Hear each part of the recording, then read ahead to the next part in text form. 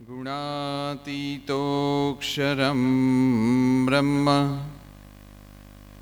भगवान् पुरुषोत्तमः जनो जानन्निदं सत्यं मुच्यते भवबन्धनात्। श्री स्वामिनारायण भगवाननी जय। श्री अक्षर पुरुषोत्तम महाराजनी जय। श्री राधा कृष्ण देवनी जय। सियावर रामचंद्र भगवाननी जय। प्रमुख स्वामी महाराजनी जय। महंत स्वामी महाराजनी जय।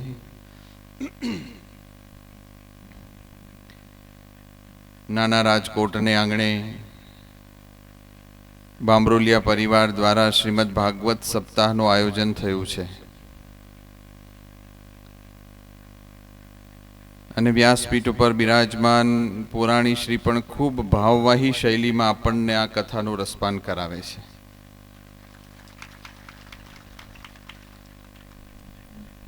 આટલી કાળજાળ ગરમીની અંદર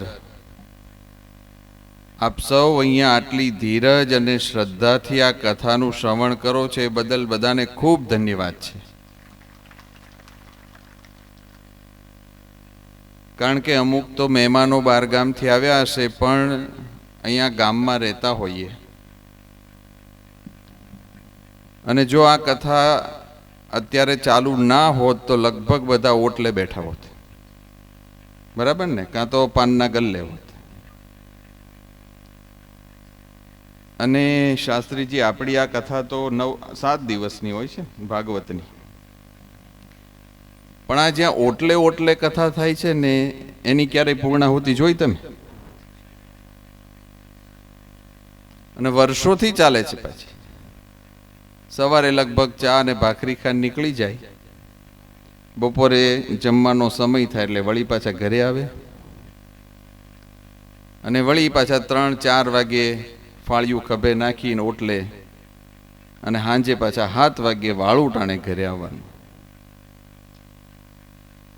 જો કોક ભણેલો હોય ને તો મારે સંશોધન કરાવવું છે કે આ કઈ કથા હાલે છે, ભાગવતની છે, રામાયણની છે, શિવપુરાણ છે? કારણ કે બધી કથાની મર્યાદા હોય છે। ભાગવત 7 દીમાં પૂરું થાય, રામાયણ 9 દીમાં પૂરી થઈ જાય, પણ આ કથા 15 વર્ષથી પૂરી નથી થતી। તો એ બધી ગામની પંચાયત મૂકીને આપણે ભગવાનનું નામ સ્મરણ કરવા બેઠા છીએ, એ અગત્યની વાત છે। ઉપરથી સૂર્યનારાયણ કાળજાળ ગરમી વરસાવી રહ્યા છે। બધાને ગરમી ન લાગે એટલે આ ફુવારાની વ્યવસ્થા કરી છે, સ્પ્રિંકલરની, પણ આ ગરમીમાં બહુ કંઈ અડે એવું નથી। તો જે કથાની અંદર આપણે બેઠા છીએ એમાં ઉપરથી થોડો ઘણો આ ઠંડકનો પ્રયત્ન કર્યો છે, પણ જો કથા આપણા જીવમાં ઉતરી જાય તો અંદરથી ટાઢું થઈ જાય એની ગેરંટી છે અહીંયા આગળ।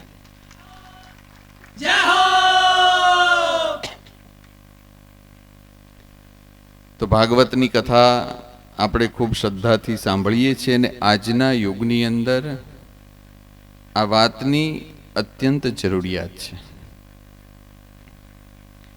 આપણે બાહ્ય બધા આપણા મકાનોમાં ઘણા બધા ફેરફાર કર્યા, કપડામાં ઘણા બધા ફેરફારો કર્યા, વાહનોમાં સુધારા વધારા કર્યા, બધું નવું નવું થતું જાય છે દુનિયામાં। તમે જુઓ, આજથી 15 વર્ષ પહેલાની જે દુનિયા હતી એના કરતાં આજે આખી દુનિયા બદલાઈ ગઈ છે। પહેલાં મોટે ભાગે ગાર માટીના મકાનો હતા, અહીંયા આગળ હવે બધા આવા પાકા મકાનો ધાબાવાળા થવા માંડ્યા। પહેલાં જે કપડાં પહેરતા હતા એમાંય ઘણા બધા સુધારા થવા માંડ્યા। હવે લગભગ અહીંના જે દેશી કપડાં પહેલાં કંઈક ધોતિયું ચોવણી પહેરતા હતા લગભગ હવે બહુ ઓછા દેખાય છે, અને શહેરમાં તો આ વસ્તુ હવે હાવ જતી રહી। વાહનો બદલાઈ ગયા, પણ માણસની મૂળભૂત પ્રકૃતિમાં ફેરફાર નહીં થાય ત્યાં સુધી બહારના ગમે તેટલા ફેરફારો કામમાં આવવાના નથી. અને આ કથા છે એ અંદરથી પરિવર્તન લાવે છે.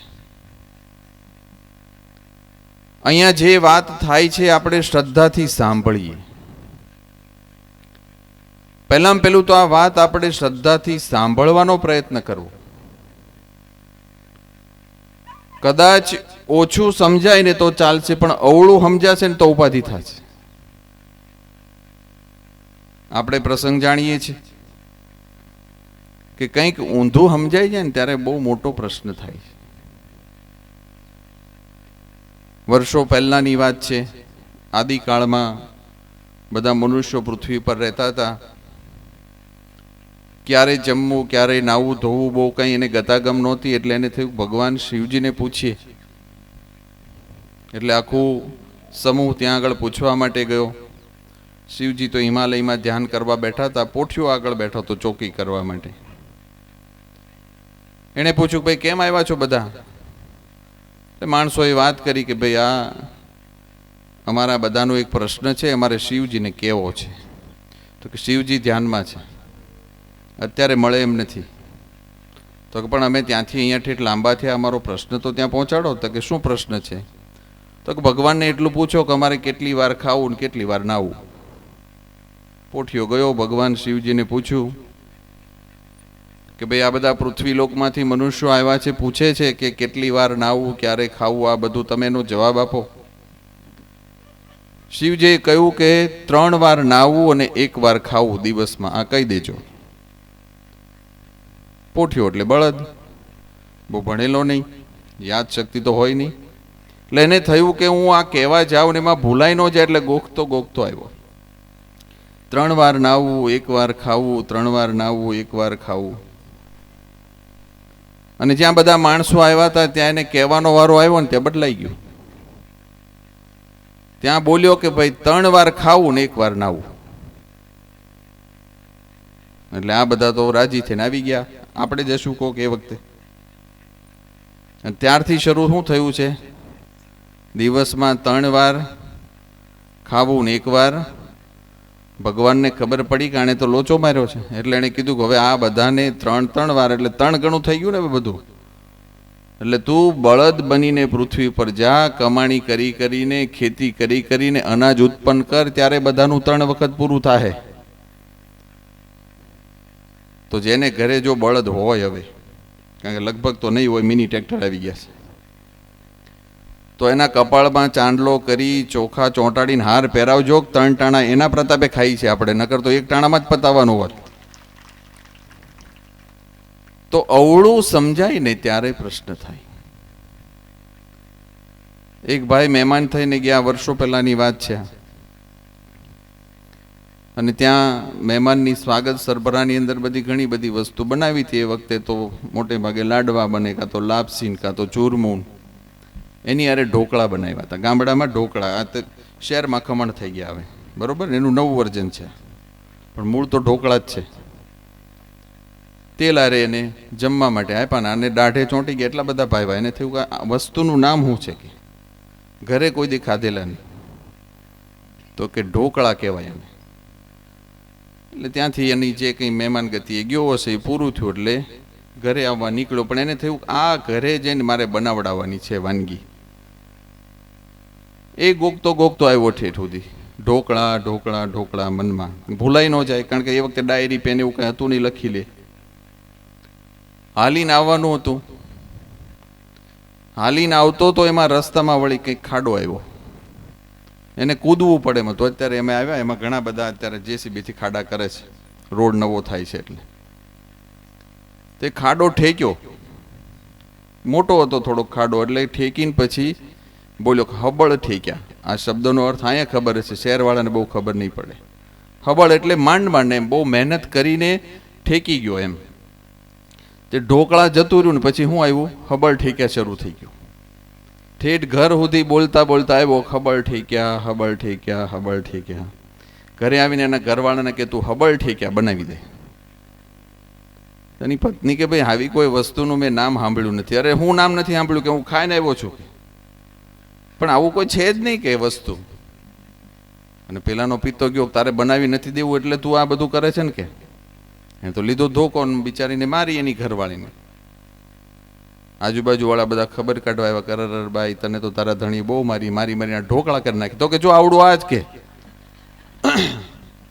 એટલે આ ભાઈ તું ભૂલી ગયો એમાં તારા ઘરવાળીને બિચારીને મારી લેવા દેવા વગર ઊંધું સમજાય ને ત્યારે આવા પ્રશ્નો થાય છે.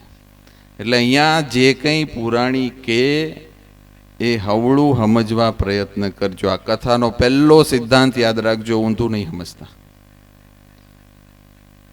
બીજી વાત કે આ કથાનો પ્રતાપ કેટલો છે. આપણને એવું લાગે કે અહીંયા આગળ આ યજમાન પરિવારે બધી વ્યવસ્થા કરી એના પિતૃઓના મોક્ષાર્થે, અને આપણને આમંત્રણ આપ્યું એટલે જવું પડે. પણ એવું નથી, આ વ્યવહાર નથી સાચવવાનો. અહીંયા આગળ ભૂલે ચૂકે પણ આ ભગવાનની વાત આપણા કાને પડે ને એની બહુ મોટી ફળની પ્રાપ્તિ થાય છે. ભૂલથી પણ કોઈ ભગવાનનું નામ લે તો એના પણ અનંત જન્મોના પાપ ટળી જાય છે. આની અંદર એક ભગવાન કૃષ્ણ અને નારદજીની કથા છે, મેં સાંભળી, હું તમને કહું. નારદજીને મનમાં પ્રશ્ન થયો કે સત્સંગનું ફળ શું? જે આપણે બધા બેસીને સત્સંગનો લાભ લઈએ છીએ, કથાનો લાભ લઈએ છીએ, એનું ફળ શું? તો નારદજીએ ભગવાન કૃષ્ણને પૂછ્યું કે હે ભગવાન, આ સત્સંગનું ફળ શું છે? કૃષ્ણ ભગવાને કહ્યું કે આનો જવાબ હું નહીં આપું. તો કે તો કોણ આપશે? તો કે તમે પૃથ્વી ઉપર જાઓ, ત્યાં બજારમાં છાણનો પોદળો પડ્યો હશે.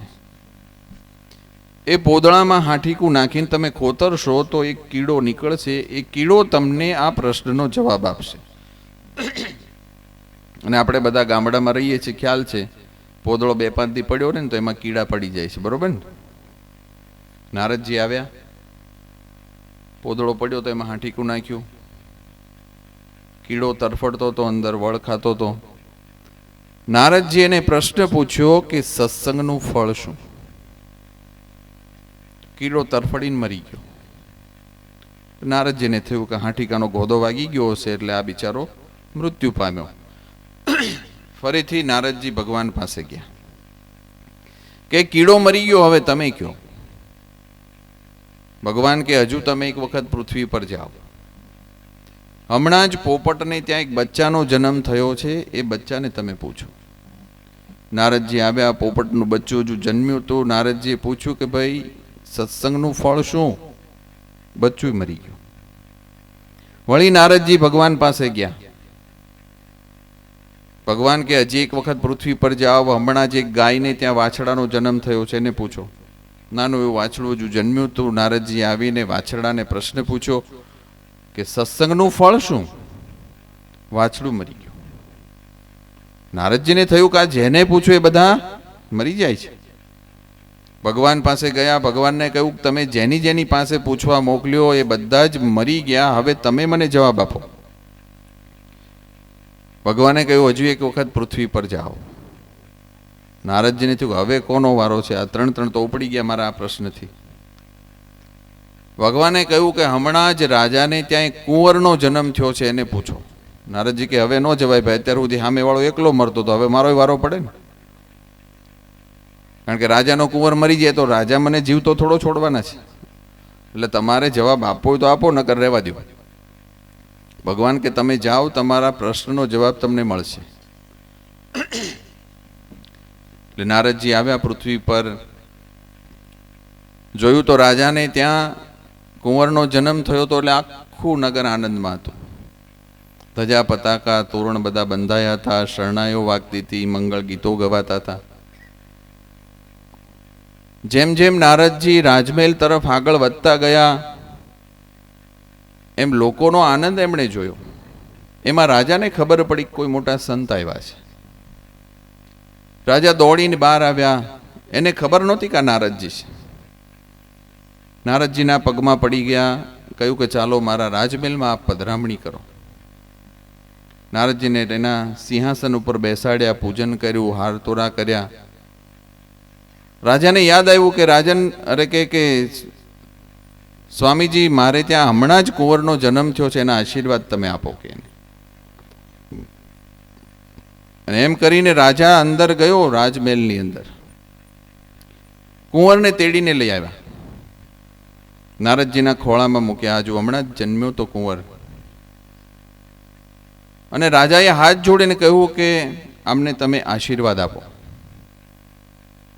નારદજીને થયું કે હું આને આશીર્વાદ આપવા જ આવ્યો છું, પણ જો અગાઉના 3ની જેમ આની વિકેટ પડી ગઈ તો ઉપાધિ થવાની છે. મનમાં દ્વિધા હતી કે પૂછું કે નહીં, કારણ કે આખું ગામ આનંદમાં છે, રાજા આનંદમાં છે. મારા પ્રશ્નથી જો આ રાજકુંવર મરી જશે તો બધા દુઃખી થવાના છે.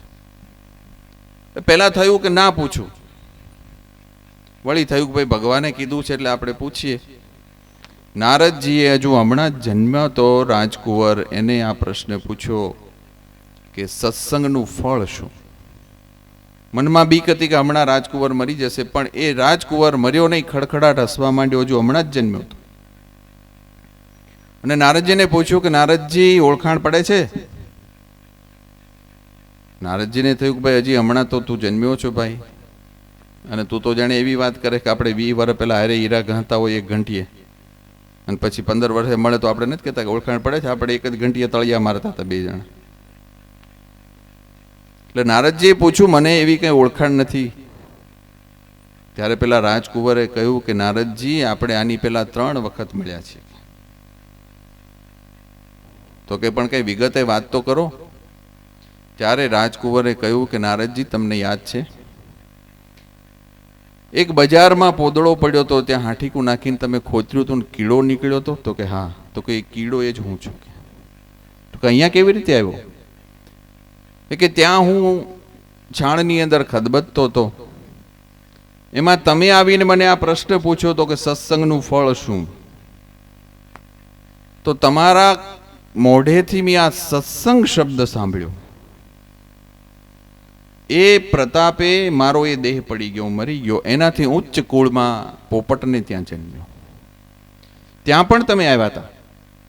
તમારા મોઢેથી આ સત્સંગ શબ્દ સાંભળ્યો તો એ દેહ પણ મારો પડી ગયો, એનાથી ઉચ્ચ કુળમાં ગાયને ત્યાં જન્મ્યો.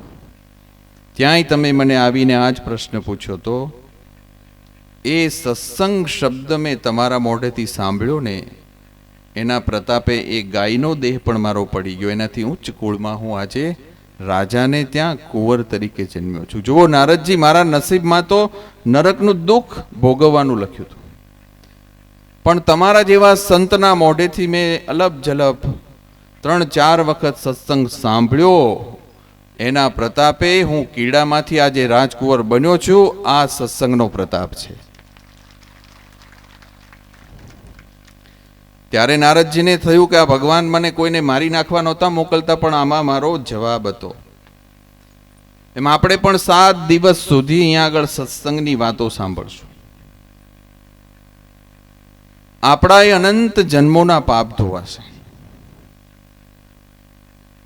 ભગવાનની વાર્તાનો પ્રતાપ એવો છે કે ગમે તેવો પાપી એમાં જઈને ડૂબકી મારે તો એ પવિત્ર થયા વગર બહાર ના નીકળે. પણ ઘણા એવા હોય છે કે ગંગા કિનારે જઈને કોરા પાછા આવે છે. અહીંયા બેઠા હોય પણ રેનકોટ પહેરીને બેઠા હોય છે. શરીર અહીંયા હોય, મન બહાર હોય, મોબાઈલની અંદર હોય, કંઈક ઉઘરાણી કરવાની ત્યાં હોય, કોકને વળી સુરત જવાનું છે, એની બુકિંગ કરાવ્યું છે, એમાં હશે નાનું મોટું કામ. મનથી અહીંયા રહેજો બધા.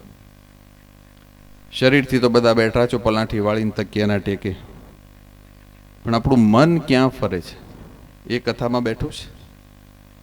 આપણે કથામાં બેસીએ છીએ, પણ કથા આપણામાં બેહે ને એ કામનું છે. જો એ કથા આપણામાં બેસી જાય તો બેડો પાર થાય. તો આ ભાગવતની કથાનું શ્રવણ એકાગ્રતાથી કરવું. આજના યુગની અંદર આ વાત અત્યંત જરૂરી છે. પહેલા આ બધી વાતો થતી હતી, ગામની અંદર મંદિર હોય એમાં પુરાણી હોય કંઈક છૂટક છૂટક બધી વાતો કરતા હતા. રાત્રે વાળું પાણી કરીને બધા ફળિયામાં ખાટલા ઢાળીને બેઠા હોય ત્યારે શ્રવણની વાતો થતી હતી, ધ્રુવની વાતો થતી હતી, પ્રહલાદની વાતો થતી હતી, રામ લક્ષ્મણ જાનકીની વાતો થતી હતી, ભગવાન કૃષ્ણની વાતો થતી હતી. હવે આખો યુગ બદલાઈ ગયો. પહેલા નાના નાના છોકરા દાદા દાદી પાસે રમતા ત્યારે આ બધી વાતો એને સાંભળવામાં આવતી હતી. હવે તો આજે બધા જ મોબાઈલની અંદર પડ્યા હોય, કોણ કોને વાત કરે. એટલે આ વાત અત્યંત જરૂરી છે. અને આપણી સંસ્કૃતિ જે અત્યારે આપણે બેઠા છીએ, પરિવારો ભેગા મળીને રહે છે, એ આ તમામ વાતો આ શાસ્ત્રોમાંથી આવી છે. ભલે અત્યારે આપણને ખબર નથી કે આનું મૂળ ક્યાં છે. ઘણી વખત વડલો એટલો મોટો થઈ જાય, એની વડવાઈઓ એટલી બધી વિસ્તરી જાય કે મૂળિયું ક્યાં છે શોધવું અઘરું થઈ જાય. આજે આ બધી વાતો એટલી બધી ફેલાયેલી છે, આપણા રગે રગની અંદર આ શાસ્ત્રોની વાતો છે. અને શાસ્ત્રોમાં જે વાત લખી છે એ પ્રમાણે આપણે જો ચાલીએ તો પ્રશ્ન ન આવે. કારણ કે શાસ્ત્રો જે લખ્યા છે એ ભગવાનના ચરિત્રો છે. ભગવાને જે પ્રકારે આ પૃથ્વી પર આવીને લીલાઓ કરી એનું વર્ણન આમાં આવે છે. રામાયણ ભગવાન રામચંદ્રજીનું દર્શન કરાવે છે, ભાગવત ભગવાન કૃષ્ણ પરમાત્માના લીલા ચરિત્રોનું દર્શન કરાવે છે. અને તમામ વાતો ઋષિ મુનિઓએ લખી એ આપણને જીવનભર અને મર્યા પછી પણ ઉપયોગી છે. રામાયણ આપણને જીવતા શીખવાડે છે કે કેમ જીવવું, અને ભાગવત મરતા શીખવાડે છે કે કેમ મરવું. આ બે વસ્તુ જો આપણને આવડી જાય તો કોઈ પ્રશ્ન જ ના રહે. પણ આજે જીવતાય નથી આવડતું તો જેનું જીવન એળે ગયું એનું મૃત્યુ એવું રહેવાનું છે. ઘણા મરે પછી આપણે નથી કહેતા કે ભાઈ સારું થયું, ગયો ગામની એક નડતર મટી. એવાય ઘણાના મોઢે આપણે શબ્દો સાંભળીએ છીએ. અને ઘણા મરે આખું ગામ શોકમાં હોય છે કે ભાઈ આવો ભલો માણસ મેં મારી જિંદગીમાં જોયો નથી. તો 60 વર્ષ 70 વર્ષ 80 વર્ષ આ પૃથ્વી પર રહ્યા, ખાધું પીધું, પણ એક ગયો ત્યારે દુનિયા રાજી થઈ અને એક ગયો ત્યારે દરેકને દુઃખ થયું. કારણ કે એકને જીવતા ન આવડ્યું અને એકને જીવતા આવડ્યું. તો રામાયણ જીવતા શીખવાડે આપણને પ્રત્યેક પગલે. પણ આ બધા શાસ્ત્રોનું અત્યારે વાંચન ઘટતું જાય છે દિવસે દિવસે. એની જગ્યાએ આધુનિક આ બધા સાધનો છે એણે પોતાનું સ્થાન લઈ લીધું છે. પહેલા ટીવી આવ્યા, હવે તો મોબાઈલ આવ્યા, એમાં ઇન્ટરનેટ આવ્યું, એમાં પેલા એ રિલાયન્સ વાળા ફ્રી આપ્યું છે. એટલે આખો દી તમે જો બધા ઊંધું ઘાલીને બેઠા હોય છે અંદર. ગામડામાં જેને નથી આવડતું એ સુખ્યા છે, પણ થોડું કંઈ જેને આવડે છે ને એ તો ઊંધા કાંધ પડ્યા છે. તો આમાંથી જે વાત આપણને શીખવા મળે છે રામાયણમાં, એ આપણા જીવનની અંદર ડગલે ને પગલે ઉપયોગી થાય છે.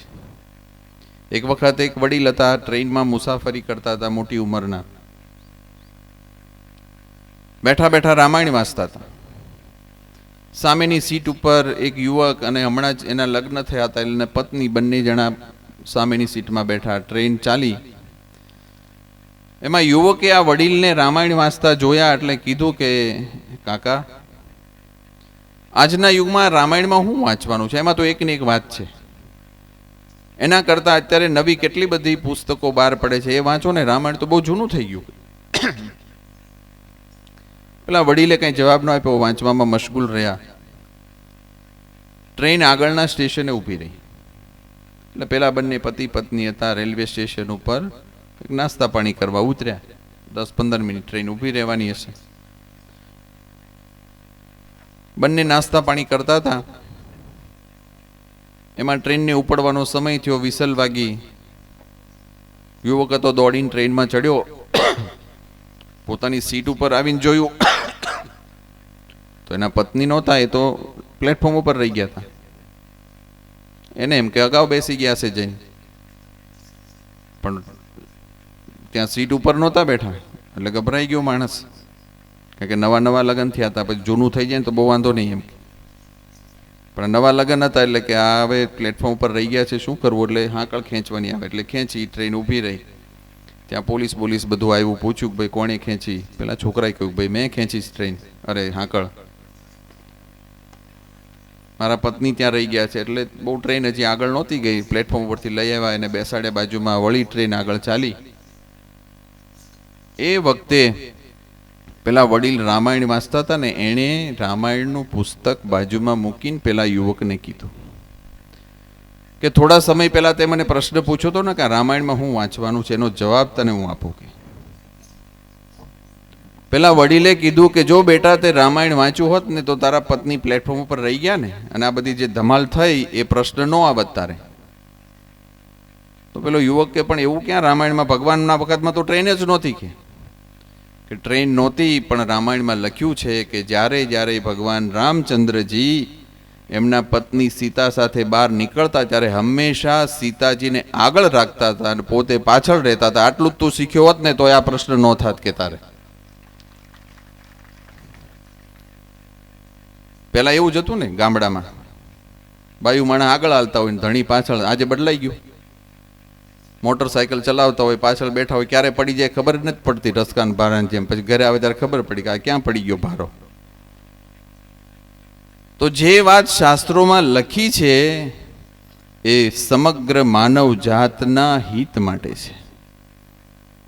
એના પગલે પગલે માણસ ચાલે ને તો એના જીવનમાં પ્રશ્ન ન આવે, અને કદાચ આવે તો એનું સમાધાન તત્કાળ મળે. ભગવાનનું ભજન કરવાથી પ્રશ્ન નહીં આવે એવું નહીં માનતા, પ્રશ્ન આવશે. કારણ કે ભગવાન રામચંદ્રજીને આવ્યા છે, કૃષ્ણ ભગવાનની જે વાત સાંભળીએ છીએ, કૃષ્ણ ભગવાન નહીં પ્રશ્નો આવ્યા છે. પણ એમાંથી કેમ માર્ગ કાઢવો એ પ્રશ્નનો ઉકેલ આપણને મળી જાય છે આ શાસ્ત્રોમાંથી, ભગવાન અને એવા સંતોના જીવન ચરિત્રોમાંથી. એટલે આ વાત જરૂરી છે. દુનિયાભરની અંદર આપણે બધું જ બદલી નાખ્યું, પણ માણસ બદલાયો નહીં. આ વાતો સાંભળીએ તો આપણા જીવનમાં કંઈક પરિવર્તન આવે. કે કઈ રીતે ભગવાન રામચંદ્રજી જીવ્યા, કઈ રીતે કૃષ્ણ ભગવાન જીવ્યા, એના માટેની આ કથા આપણે અત્યારે સાંભળી રહ્યા છીએ. તો ખૂબ શ્રદ્ધાથી આ વાત સાંભળવી, અને આ કથા સાંભળીને આપણે આપણા જીવનની અંદર વર્તવાનો સંકલ્પ કરવાનો છે. ખાલી સાંભળીને ઊભું નથી થઈ જવાનું. કારણ કે આ આપણી પહેલી કથા નથી, કેટલી કથાઓ આપણે સાંભળી આવ્યા છે. અને આ પુરાણીજી પણ કેટલી બધી કથા કરી હશે, 17 થી 18 કથા કરી છે. ઘણા પુરાણી, અને હું લગભગ આવી આ 500 કથામાં આવ્યો હોઈશ, 500 બી. ઘણા પુરાણીજીએ, શાસ્ત્રીજીએ 200 કથા કરી હોય, ઘણાએ 300 કથા કરી હોય, ઘણાએ 500. તો આ બધી કથાઓ થાય છે, પણ જીવનમાં ઉતરે એ જરૂરી છે. તો કથા સાંભળીને પહેલામાં પહેલું આપણે પહેલો સંકલ્પ એ કરવાનો છે, અહીંયા બેઠા છે તમામે, કે આપણા જીવનમાં કોઈ વ્યસન દૂષણ હોય તેનો ત્યાગ કરવાનો છે. આ સભા મંડપમાં આહુતિ આપીને જાજો કે આ વસ્તુ મારે જોઈએ જ નહીં, તો કથા સાર્થક થઈ. કોઈને બીડી હોય, માવા હોય, ગુટકા હોય, તમાકુ હોય, કે ગાંજો, ભાંગ કે હોકો, ચલમ, જે કંઈ હોય હાગમટે. કારણ કે એમાંથી જ આપણે ઊંચા નથી આવતા, ધુમાડા કાઢવામાંથી. સવારમાં ઉઠીને ચાલુ થઈ જાય ચોળવાનું. ઉઠીને દાંતણ પહેલા તો બીડી મોઢામાં નાખે. ના કથામાં બેઠા છે એમાંથી ઘણા ઊભા થઈને 12 આંટા મારે છે. મને એમ થાય કે હું લેવા જાય, કે પ્રસાદનું વ્યવસ્થા કરવા જતા છે, પણ પછી ખબર પડી કે કંઈક ખૂણો ગોતીને 2 ફૂંક મારીને પાછા બેહે, ત્યારે મેળ પડે છે એનો. પૂરી 6 ફૂટની આપણી કાયા હોય, પણ 4 ઇંચની બીડી અંદરથી ગોદો મારે ઊભો થા. ફરજો ગોતીને ત્યાં વળી બીડી હળગાવે, 2 ફૂંક મારે, પછી એને થોડીક આમ નિરાતે વળે. કેટલી ગુલામીમાં આપણે જીવીએ છીએ, વિચાર કરજો. ઘણાને આપણે કંઈક આ મૂકી દો ને, અરે કે સ્વામી આના વગર તો હાલે જ નહીં. ઘણા હીરાના કારખાનામાં જઈએ ત્યારે કહીએ કે ભાઈ આ બધું મૂકો, તો કરે સ્વામી આ બીડી પીને તો 2 હીરા વધારે ગહાય. કે લે, એવું હોય છે 2 હીરા વધારે ગહાય? એવું છે જ નહીં, પણ મનમાં નક્કી થઈ ગયું છે. આપણે બધા ખેતી કરતા હતા બળદથી અત્યાર સુધીમાં ઢાંઢાઈ ક્યારે કીધું કે 4 ભાઈ પાવતો જા ભરોટું ખેંચી જાય છે, એવું કીધું જ ક્યારે? માણસ કરતા વધારે બળ નથી કરતા ઢાંઢા. ભેંસે ક્યારે કીધું કે બજાર હું કાઢો તો જ પાર હો મૂકીશ, એવું કીધું છે અત્યાર સુધી? તો ઢોરને ખબર છે કે આ ન ખવાય. તમારે હજી જેના ઘરે ઢોર હોય ને એ પ્રયોગ કરજો. એક ફરજામાં બાંધ્યા હોય ને અંધારામાં, કોઈ લાઈટ નહીં રાખવાની, ગમાણમાં જઈને રચકાનો ભારો નીરવાનો અને એ રચકાના ભારામાં વચ્ચે એક આંકડાનું દાંડલી નાખી દેવાની. સવારે તમે જોજો એ ઢોર રચકો રચકો ખાઈ ગયું છે, આંકડાની દાંડલી નહીં અડે. અને આપણે પાછા ગમે ત્યાં મોઢું મારીએ છીએ. ઢોરને ખબર છે કે આંકડો ન ખવાય મારે, ને આપણને નથી ખબર. તો આપણે આમાં કંઈક સુધારો લાવો ને. લાખો રૂપિયા આપણા વ્યસનોમાં જાય છે, કેટલોય કિંમતી સમય આમાં જાય છે, અને પાછી અત્યારની અસાધ્ય બીમારી આમાંથી ઉત્પન્ન થાય છે. ઘરે ઘરે કેન્સરના ખાટલા છે. વિચાર કરજો આ બધા આવ્યા ક્યાંથી. અત્યારે મને મહિનામાં 2-3 જણા એવા મળતા છે કે સ્વામી મારા પરિવારમાં મારા ભાઈને, મારા માતુશ્રીને કે મારા પિતાજીને આ કેન્સર થયું છે, અત્યારે સારવાર ચાલે છે, દવાખાનામાં બતાવવાનું છે. મહિનામાં 2-3 કેસો આવે છે. મારા ગઢડાની બાજુમાં રળિયાણા ગામ છે, નાનું એવું. આજ રોડ ઉપર તમે આવો તો આવશે. ગામડાની અંદર 1300 માણસ રહે છે. આમ તો મોટું ગામ છે, મોટા ભાગે સુરત છે બીજા બધા, પણ ગામડામાં રહે છે. એ 1300માંથી 16 જણા કેન્સરના બીમારી છે. ગયા વર્ષે અમારે કોઈ મૃત્યુ પામે તો એની વિધિમાં જવાનું હોય, પછી કંઈક અગ્નિ સંસ્કાર માટે, પછી એની શ્રદ્ધાંજલિ સભામાં પૂછીએ, ખબર પડે 15 જણાના આ વિધિમાં જવાનું થયું, એમાં 9 જણા કેન્સરથી મૃત્યુ પામ્યા હતા. તો બહુ વિચારવા જેવો આજનો સમય છે. અત્યાર સુધી આપણા વડીલો પીતા હતા, એને નહોતી ખબર કે આનાથી શું ગંભીર બીમારી થાય છે, એટલે એ તો સમજ્યા કે અજ્ઞાનતાથી પીતા. અત્યારે બધાને ખબર છે અને છતાંય પીવે છે. આનું નામ મૂર્ખામી કહેવાય. કે આપણે જાગતો જાણી જોઈને દીવો હાથમાં લઈને કૂવામાં પડે, હવે એને કેવી રીતે સમજાવવો? તો જેને જેને હોય એને આ કથામાંથી મારી નમ્ર વિનંતી છે કે બધા વ્યસન મૂકીને જાજો. બીજું ઘણું બધું ખાવાનું છે, ખાવ ને. ધાણાની દાળ, વરિયાળી છે, તજ, એલચી, લવિંગ, એલચી, આ બધું મોઢામાં મમળાવો. પણ તમાકુ ને બીડી ને ગુટકા ને જાત જાતનું બધું આપણે નાખી નાખીને દાંત બગાડીએ છીએ ને શરીર બગાડીએ છીએ. તો જ્યાં સુધી આપણા જીવનમાંથી આ બધો કચરો નહીં નીકળે ત્યાં સુધી ભગવાનની વાત કેવી રીતે રહેશે? ભગવાનની વાત આપણા જીવનમાં ટકાવી હોય, અહીંયા નીચે બેસવું હોય તો કાંટા કાંકરા હોય સાફ કરો ત્યારે આપણે બેસી શકીએ છીએ. તો હૃદયમાં ભગવાનને પધરાવવાના છે, તો આ ધુમાડા કાઢવા પડશે ને ભાઈ. તો અહીંયા બેઠા છે કથામાં, એટલા સંકલ્પ કરજો. શરૂઆતમાં અઘરું લાગશે, પણ પછી તમને જોજો એટલી નિરાશ થઈ જશે, એમ થાય આ આપણા જીવનમાંથી એક પ્રકારનું દૂષણ ગયું. અને બીજું એક કરવાની જરૂર છે કે કોઈક આવી રીતે કંઈક સારી વાત સાંભળીને પ્રયત્ન કરે ને તો આપણે 10 જણા ભેગા થાય છે. કોકે વળી કંઈક બીડી મૂકી, માવો મૂક્યો, અને રોજ તમારી ભેગો બેહતો હોય, પછી બેહેન પછી તમે એક કાઢો અડધી પીને એને આપો તો કે ભાઈ મેં હમણાં કથામાં નિયમ લીધો છે કે આ ન પીવું. તો આપણે શું કહીશ ખબર? એટલે સાધુ તો કીધા કરે, એનું માનવાનું હોતું હોય આપણે લગાય તમતારે પાછો ચાલુ થઈ જાય. લ્યો, તો આપણે કદાચ ન મૂકીએ, પણ જેણે મૂક્યું હોય ને એને ફરી પાછા રવાડે નહીં ચડાવતા, એટલું તો કરજો. એને વળગાડનાર તો આપણે જ છીએ ને કોણ છે બીજું? કઈ બીડી એની મેળે મોઢામાં આવી જાય છે ઓટોમેટિક. તો જીવનમાં પરિવર્તન આવે એ જરૂરી છે ભાઈ. આટલું મોટું આયોજન કર્યું છે, આટલું સરસ આપણે કથા મંડપ શણગાર્યો છે, આ બધી સ્પ્રિંકલરની વ્યવસ્થા કરી છે. પુરાણી પણ આટલું શ્રદ્ધાથી અહીંયા આગળ કથા કરવી ને સહેલું નથી. તમને એમનેમ કોઈને ઊભા કરીને બેહાડે ને, વગર ડાકલે માતાજી આવે, એક શબ્દ બોલી નથી શકાતો. આ પુરાણીએ આ 7 દિવસની કથા માટે કેટલી તૈયારી કરી છે. ક્યારેક પૂજ્યો સ્ટેજ ઉપરથી ઉતરે ત્યારે આ વાત બોલી શકાય છે. આની પાછળ ખર્ચો થયો હશે, આ માઇક વાળાનો, પછી આ વીડિયા વાળાનો, આ મંડપ વાળાનો. અને જો આ બધો જ ખર્ચો કર્યા પછી પણ એનું કોઈ પરિણામ ના આવે તો આયોજનનો કોઈ અર્થ નથી. આ બામરોલિયા પરિવારે કથા બેસાડી છે એના પિતૃઓના મોક્ષાર્થે તો થવાની જ છે, ના નથી. કારણ કે ભાગવતની અંદર આ વાત આવે છે કે જેની પાછળ આ કથા બેસાડાઈ એનો મોક્ષ નિશ્ચિત છે. પણ જે અત્યારે આપણે બેહીને સાંભળીએ છીએ એ કોરા ન રહી જઈએ એ જોજો ખાસ. 7 દિવસ આપણે બધા બેસીને કથા સાંભળીએ છીએ ને.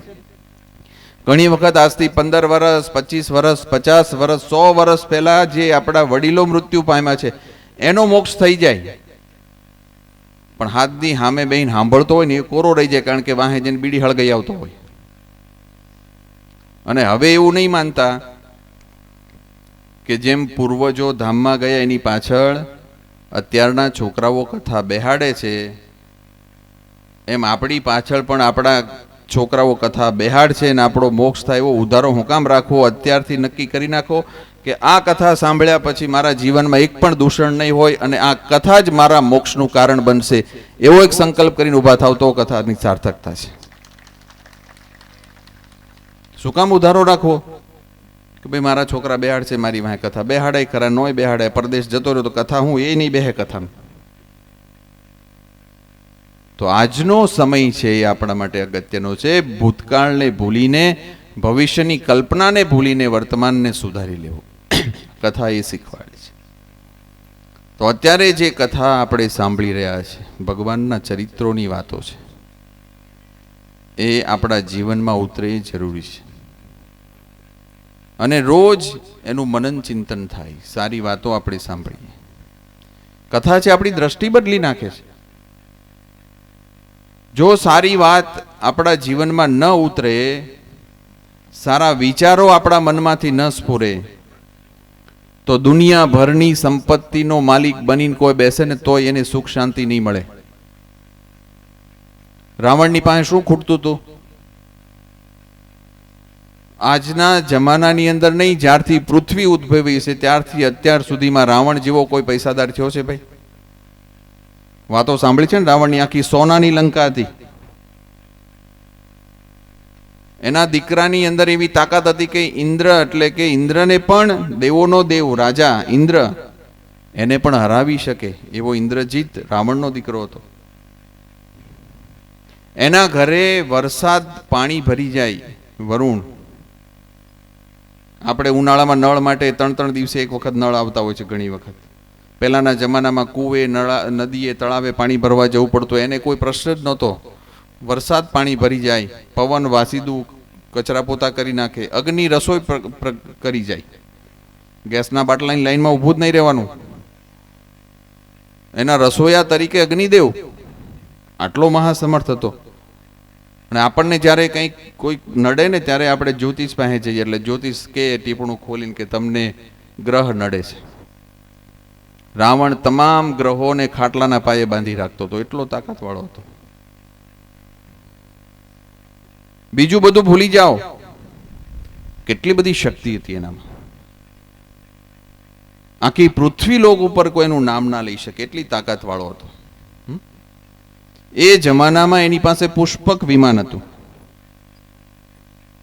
એવું વિમાન આજ સુધીમાં પણ આપણે શોધીને અત્યારે પૃથ્વી પર મૂક્યું નથી. વિમાનની વિશેષતા એ હતી કે 2 જણાને ઉડવું હોય ને તો નાનું એવું થઈ જાય, નેનો કાર જેવું.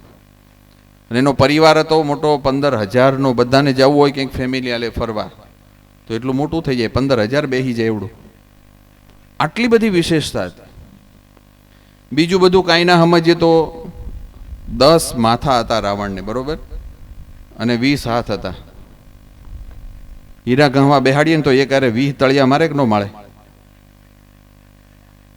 4 ઘંટીના કારીગર એકલો કામ કરે. અને કદાચ અત્યારે કપાસિયા બપાસિયા આપણે ચોમાસામાં રોપીએ અને નીંદવા બેહાડીએ ને તો એક હારે 10 ઓળ લે કે ન લે એક હારે? આટલો બધો શક્તિશાળી હતો, છતાંય આજે એને આપણે યાદ કરતા નથી. કેમ કે એના જીવનમાં સારા વિચારો નહોતા. સીતા ઉપર એની દ્રષ્ટિ બગાડી. તો આખી દુનિયાની અંદર સમૃદ્ધિ માળો માણસ હોવા છતાંય દુઃખી થયો, અને જ્યારે મર્યો ત્યારે એના અગ્નિ સંસ્કાર કરવા માટે એના પરિવારમાંથી બીજું કોઈ નહોતું. એક વિભીષણ જે ભગવાન રામના પક્ષમાં હતા એના દ્વારા અગ્નિ સંસ્કાર કર્યો. પૈસો બહુ આવી જાય ને તો બહુ એનું અભિમાન નહીં કરતા કે ભાઈ હું તો અત્યારે દેશ પરદેશની અંદર આટલા પૈસા કમાઉં છું. પૈસો તો આજે છે ને કાલે નથી, પણ જે આપણે સારું કાર્ય કરીએ છીએ, સારા વિચારો, એ આપણી કાયમી સંપત્તિ છે, એટલું યાદ રાખજો. અને આ સંપત્તિ કરતા સારા વિચારો આપણને વધારે સુખી કરશે. દુર્યોધનની વાત સાંભળી હશે તમે બધાએ કે દુર્યોધનનું શરીર એક વખત પાતળું થવા માંડ્યું. એ વખતના જમાનામાં વૈદો હકીમો બધા આવ્યા, એને નાડી જોઈ પણ કોઈ રોગ પકડાય નહીં. દુર્યોધનને કીધું કે ભાઈ તને શું થાય છે તું કે? ત્યારે દુર્યોધને કીધું કે મારા શરીરમાં કોઈ રોગ નથી, પણ આપણા જે ભાઈઓ પાંડવો એ બ્રાહ્મણોને રોજ સોના મોરના દાન કરે છે, અને બ્રાહ્મણો આપણા ઘર આગળ નીકળે ને ત્યારે પાંડવોના વખાણ કરતા કરતા નીકળે છે. એ વખાણ મારાથી સંભળાતા નથી. આ રોગ છે, અને આપણને બધાને આજે એ જ રોગ લાગ્યો છે. કોકનું હારું જોવાતું જ નથી. કોકનો બંગલો હારો થયો હોય તો એમ થાય કે નક્કી કંઈક કર્યું લાગે હાગું પાછું. કોઈક સારી ગાડી લઈને નીકળે એમ થાય કે આની પાસે ક્યાંથી ગાડી આવી? હજી કાલ સવારે તો મારી સાયકલ માગીને ફેરવતો હતો ને આજે ગાડી કાંઈક શહેરમાં જઈને ઊંધું છતું કર્યું છે. એણે જે કર્યું એ પણ એનું સારું જોઈને આપણે દુઃખી ન થતા. આ વિચારોની શુદ્ધતા આ કથાથી થાય છે, અને એ કથા સાંભળવા માટે આપણે બેઠા છીએ. આપણા વિચારો શુદ્ધ થઈ જાય ને દુનિયા આખી સારી લાગશે, આપણને જીવવાનો આનંદ આવશે. દરેક વ્યક્તિની અંદર કંઈક સારું દેખાશે આપણને. પણ આપણા મનની અંદર કુવિચારો ભર્યા હશે તો ગમે ત્યાં બેઠા હઈશું ને આપણને આનંદ નહીં આવે. એ વિચારોની શુદ્ધતા કથાની અંદરથી થાય છે. એક ભાઈ છે, મહેમાન તરીકે ગયા. મહેમાનને જમાડવા માટે ગરદણીએ દૂધપાક બનાવ્યો હતો.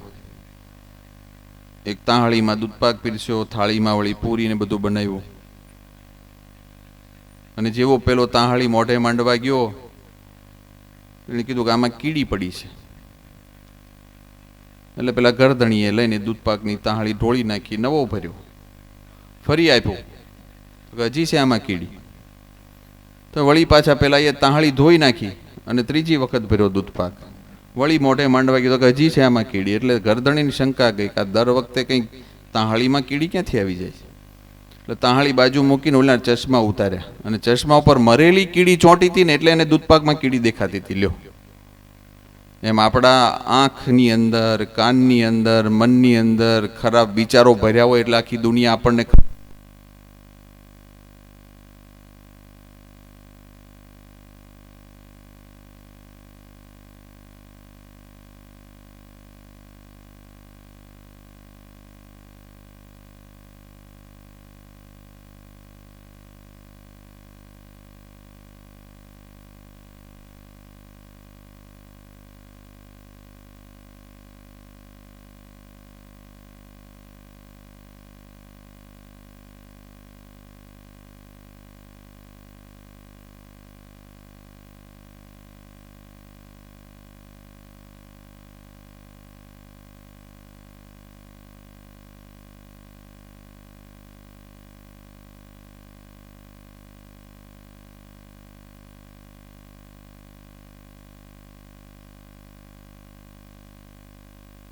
લક્ષ્મણીજીએ ભગવાન શ્રી કૃષ્ણને એક પત્ર લખ્યો છે. બિનતી સુનીએ નાથ હમારી,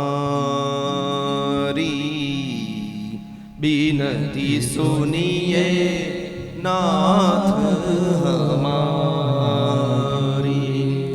હૃદયેશ્વર હરિ હૃદય વિહારી, હૃદયેશ્વર હરિ હૃદય મોર મુકુટ પીતાંબર ધારી, બિનતી સુનીએ નાથ હમારી, બિનતી સુનીએ નાથ હમારી, હૃદયેશ્વર હરિ હૃદય વિહારી, હૃદય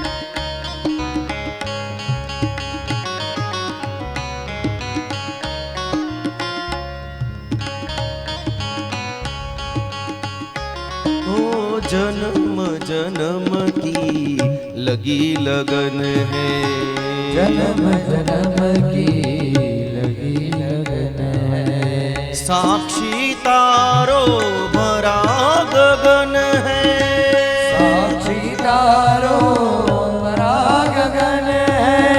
गिन गिन आश श्वास कहती है, आएंगे श्री कृष्ण मुरारी।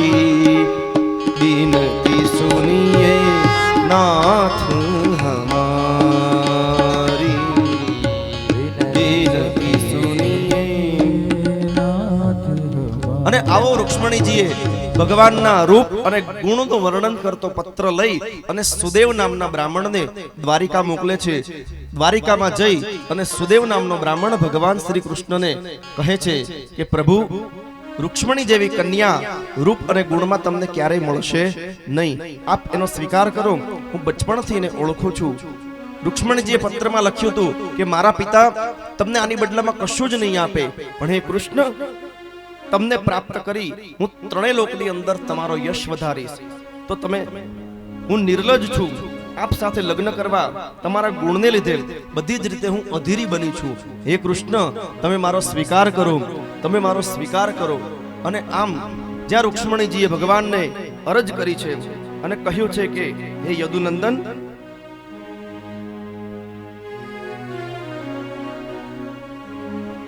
પાર્વતીજીના મંદિરે જ્યારે હું પૂજા કરવા જાઉં ત્યારે પ્રભુ આવજો. હે પ્રભુ, આપ લડવાની પૂરેપૂરી તૈયારીમાં આવજો. કારણ કે મારી આજુબાજુ ઘણા એવા રાજાઓ છે જે મને કામ ભાવનાથી જોવે છે, પરંતુ મને એવા કામી પુરુષો વાલા નથી, જેના હૃદયની અંદર ભક્તો માટે દયા છે. એવો પુરુષ મને પરણે. હે પ્રભુ, તમે આવજો. અને ભગવાન શ્રી કૃષ્ણે જ્યાં પત્રને વાંચ્યો, ભગવાન કૃષ્ણ અતિશય પ્રસન્ન થયા. ભગવાન શ્રી કૃષ્ણ રથ ઉપર આરૂઢ થઈ, જેમ ગરુડ ઉપર બેસી અને ગરુડ આમ એક વેગથી ઉડે, એમ ભગવાને રથ વિદર્ભ દેશ દોડાવી મૂક્યો. અને જેમ ગરુડ એક જ પાંખથી જઈ અને વિદર્ભ દેશની અંદર ભગવાન શ્રી કૃષ્ણ પરમાત્માએ પાર્વતીજીના મંદિરના પટાંગણમાં રથને ઊભો રાખ્યો. એ સમયે રૂક્ષ્મણીજી ભગવાન પાર્વતીજીની પૂજા કરે છે. અને પૂજા કર્યા બાદ શ્રી કૃષ્ણ પરમાત્માએ રથ ઉપરથી ઉતરી રૂક્ષ્મણીજીનો હાથ પકડી અને રથની અંદર બેસાડી દીધા. અને ભગવાને રથ દોડાવી મૂક્યો. દેવતાઓ જય જયકાર કર્યો. બોલીએ શ્રી કૃષ્ણ કનૈયા. એની પાછળ રૂક્મી અને શિશુપાલ જેવા રાજાઓ પડે છે. ભગવાન શ્રી કૃષ્ણ સાથે એનું યુદ્ધ થાય છે. ભગવાન શ્રી કૃષ્ણ રૂક્મીને, જે રૂક્ષ્મણીનો ભાઈ છે, એને બાંધી દે છે. એટલામાં બલભદ્ર આવ્યા અને બલભદ્રે શ્રી કૃષ્ણને કહ્યું કે બાકીના રાજાઓ સાથે લડું છું. એ શ્રી કૃષ્ણ, તમે રૂક્ષ્મણીને લઈ અને દ્વારિકા જાઓ. આમ રૂક્ષ્મણી માતાનું ભગવાન શ્રી કૃષ્ણ દ્વારા અપહરણ કરાયું અને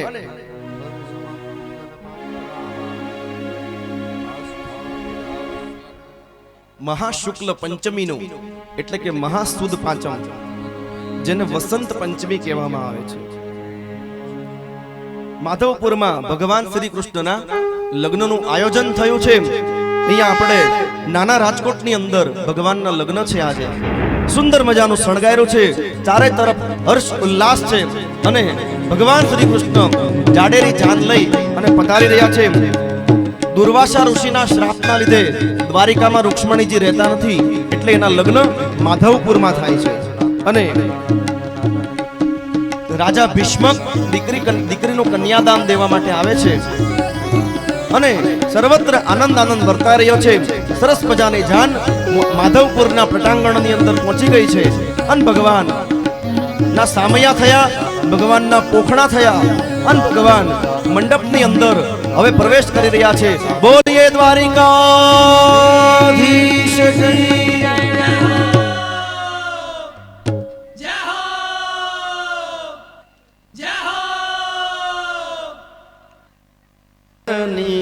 જાન પરણે રાણી રૂક્ષમણીવર વાંછિત શ્રી ભગવાન.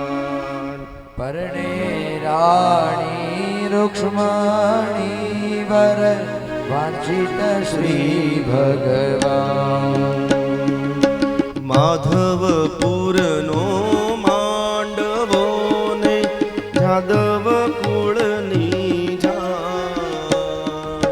માધવપુરનો માંડવો આવી જાદવ કુળની પરણે રાણી રૂક્ષમણી વર વાંછિત શ્રી ભગવાન પરણે રાણી રૂક્ષમણી વર વાંછિત શ્રી ભગવાન જાદવ બધા બેસી જાઓ નીચે બેસી જાઓ બધા આજુબાજુ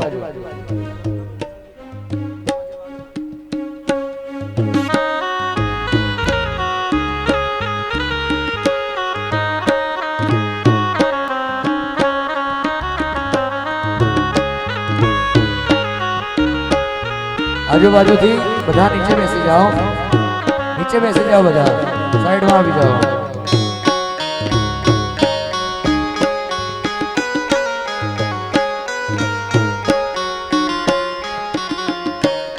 લગભગ બધાને સંભળાતું હશે જેને સંભળાય એ તાત્કાલિક નીચે બેસી જાય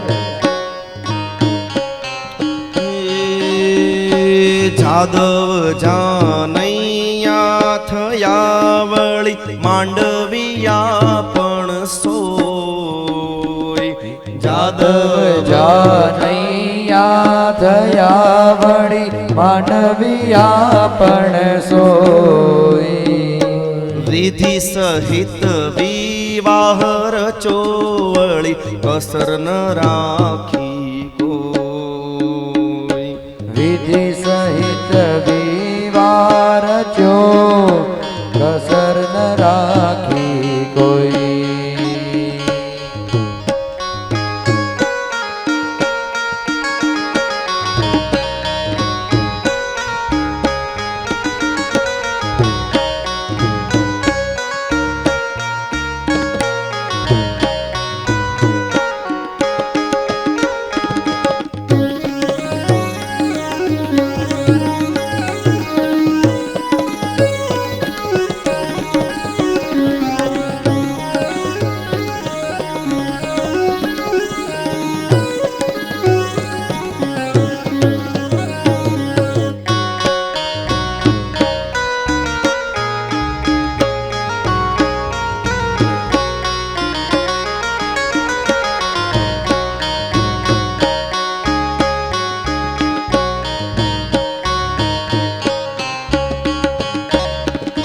માણેક સ્તંભ મંડપ રચ્યો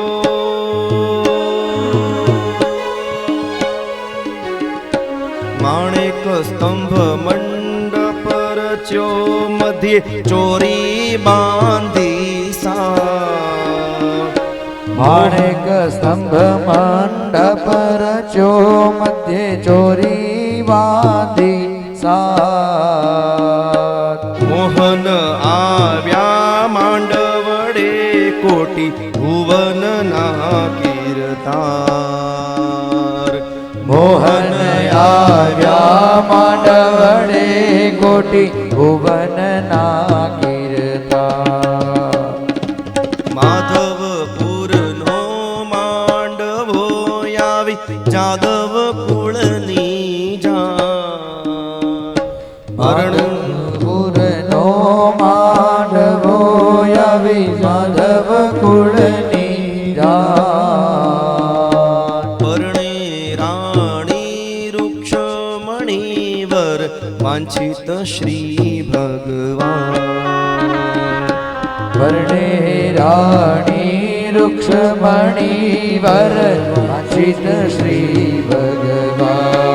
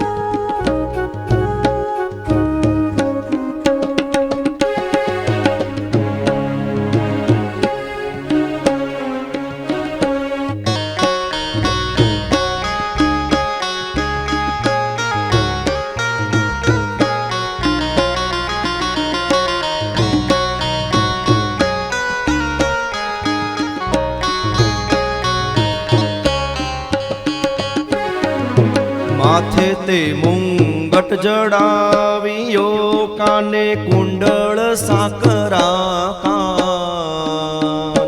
માથે તે મુંગટ જડાવ્યો, કાને કુંડળ સાકરા કાન. માથે તે મુંગટ જડાવ્યો, કાને કુંડળ સાકરા કાન. માથે તે મુંગટ જડાવ્યો, કાને કુંડળ સાકરા કાન. બાએ બાજુ બંધ બેર ખાપોટે કૌસ્તુભમણીના હાર. બાએ બાજુ બંધ બેર ખાકોટે કૌસ્તુભમણીના. હે માધવપુરનો હો. માંડવો આવી જાદવ કુળની જાન. માધવપુરનો માંડવો આવી યાદવ કુળની જાન. પરણે રાણી રૂક્ષમણી વર વાંછિત શ્રી ભગવાન. પરણે રાણી રૂક્ષમણી વર વાંછિત શ્રી ભગવાન. હાલો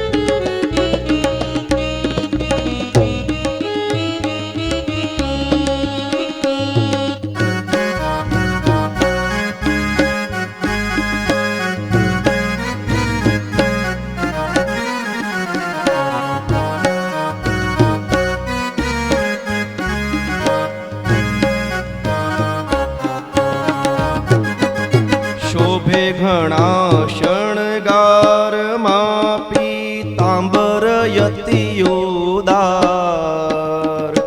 શોભે ઘણા શણગારમાં પીતાંબર યતિયોદાર. શોભે ઘણા શણગારમાં પીતાંબર યતિયોદાર. શોભે ઘણા શણગારમાં પીતાંબર યતિયોદાર. હેમકડા બેઉ હાથમાં પાય ઝાંઝરનો ઝણકાર. હેમકડા બેઉ હાથમાં પાય ઝાંઝરનો ઝણકાર. હેમકડા બેઉ હાલો. હાથમાં પાય ઝાંઝરનો ઝણકાર. હેમકડા બેઉ હાથમાં પાય ઝાંઝરનો ઝણકાર. એ માધવપુરનો માંડવો આવી જાદવ કુળની જાન. માધવપુરનો માંડવો આવી જાદવ કુળની જાન. હાલો રાણી રૂક્ષમણી વર વાંછિત શ્રી ભગવાન. પરણે રાણી રૂક્ષમણી વર વાંછિત શ્રી ભગવાન.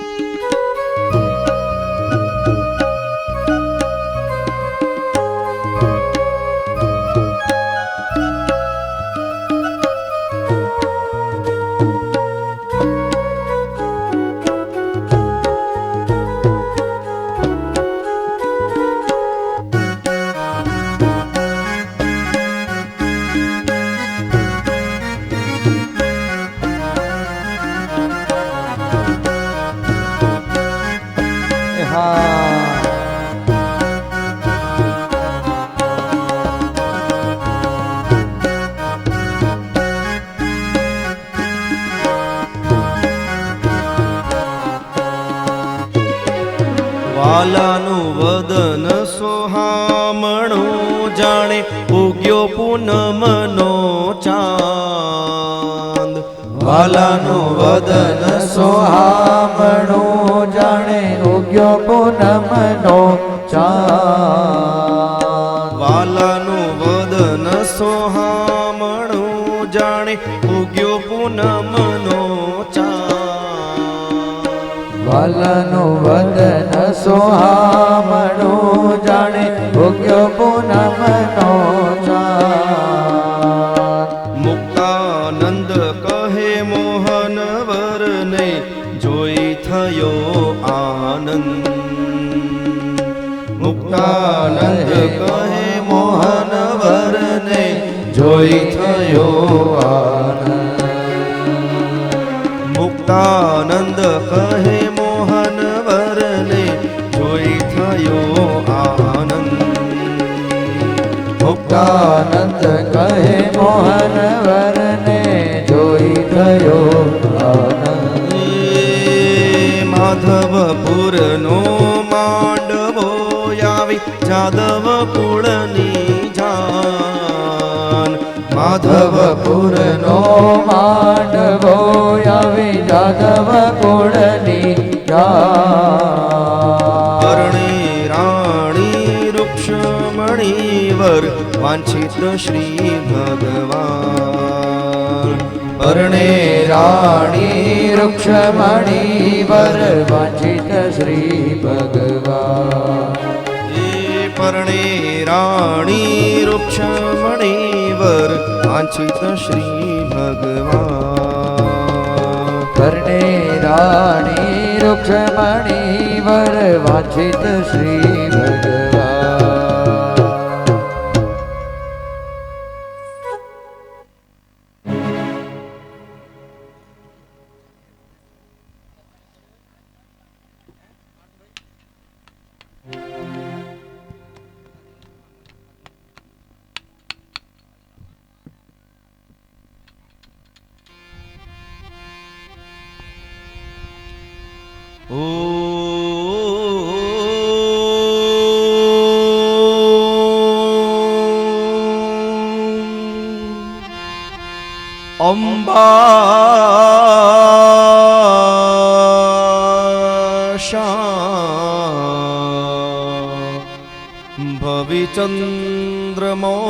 ભવિચંદ્રમૌલિ રમણા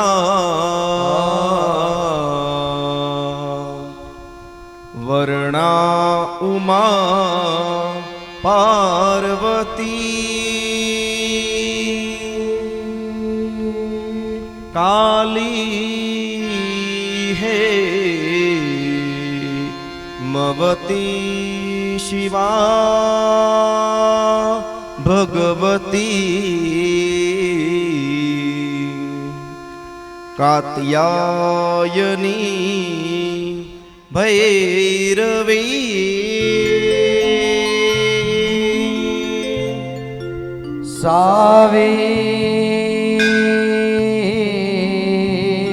સાવિત્રી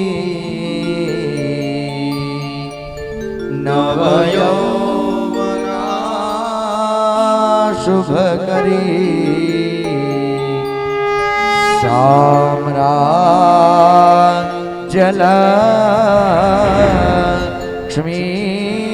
પ્રદા ચિદરૂપા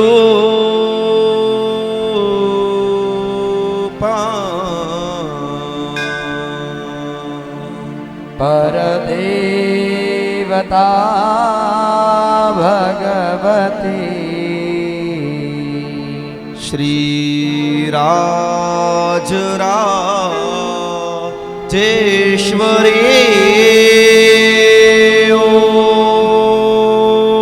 અશ્વત્થો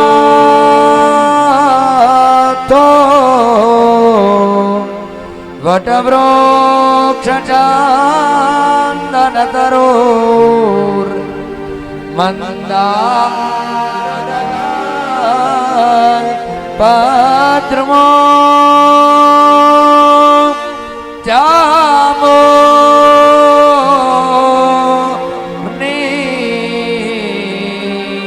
મકદા સરલા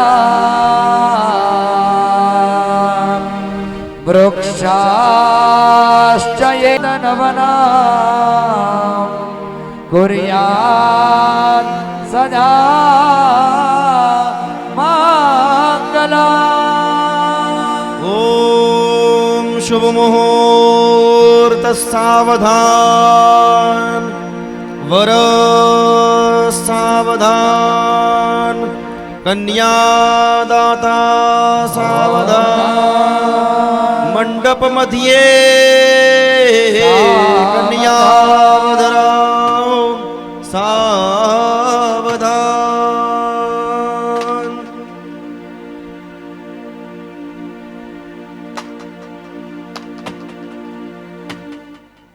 ગણેશ દુંદાળા પ્રથમ શ્રી ગણેશ સાડો રે મારા ગણેશ દુદાળા.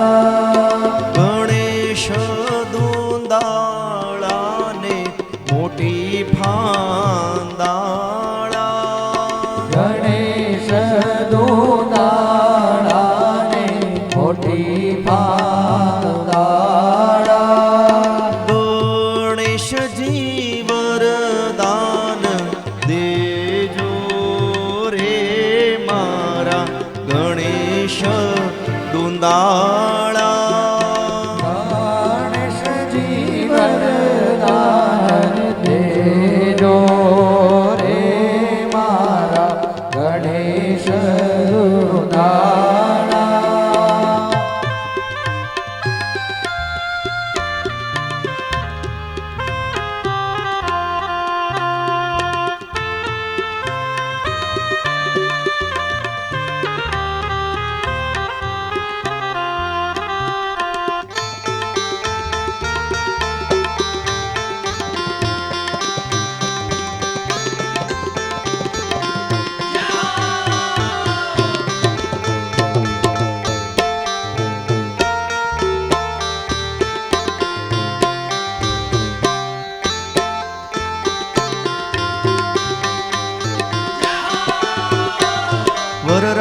વરરાજાની જાને રૂડા ઘોડલા શણગારો.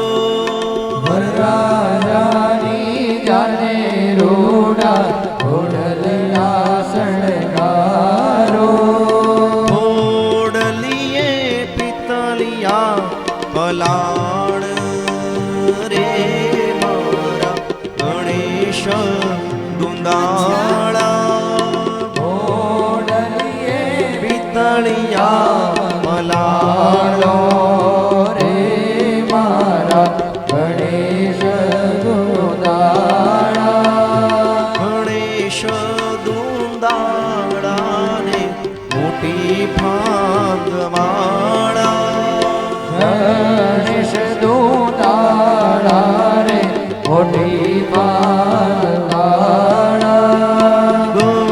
ગણેશજી વરદાન દેજો રે મારા ગણેશ દુંદાળા. ગણેશજી વરદાન દેજો રે મારા ગણેશ દુદાળા.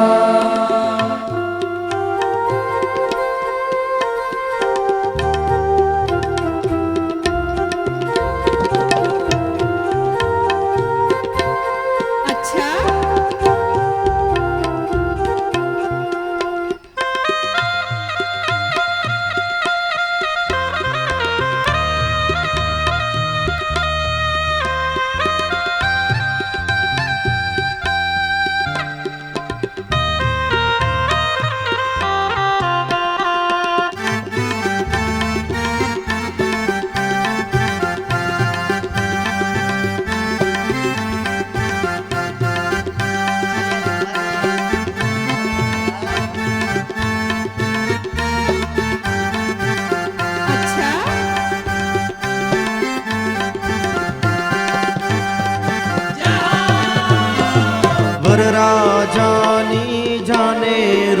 રોડા હાથીડા શણગારો વરરાજાની જાને રોડા હાથીડા શણગારો હે કૃષ્ણની જાને રોડા હાથીડા શણગારો કૃષ્ણની જાને રોડા હાથીડા શણગારો હાથીડે લાલ અંબાડી રે મારા ગણેશ દુંદાળા હાથીડે લાલય પાડી રે મારા ગણેશ દોનાળા